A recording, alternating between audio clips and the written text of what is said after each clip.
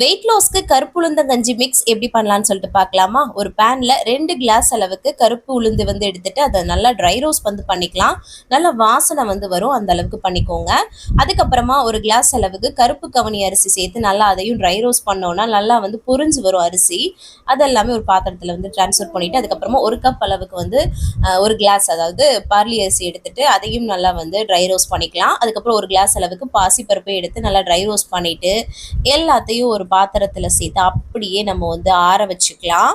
இது எல்லாமே வெயிட் லாஸ்க்கு அதிக ஹெல்ப் பண்ணக்கூடியது. அது போக நம்மளோட உடம்புக்கு ரொம்ப வலுவை கொடுக்கக்கூடியது.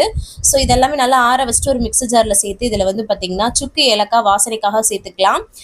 தேவையில்லைன்னா ஸ்கிப் பண்ணிக்கலாம். சரிங்களா? இதை அப்படியே நல்லா பவுடராக அரைச்சிட்டோன்னா சூப்பராக கருப்புளுந்தங்கஞ்சி மிக்ஸ் ரெடி ஆகிடும். வெயிட் லாஸில் இருக்கீங்க அப்படின்னா உப்பு சேர்த்து குடிங்க. அதுவே நார்மலாக வீட்டில் இருக்கவங்களுக்கு கொடுக்குறீங்கன்னா நாட்டு சக்கரை இந்த மாதிரி போட்டு கொடுக்கலாம். கண்டிப்பாக ட்ரை பண்ணி பாருங்கள்.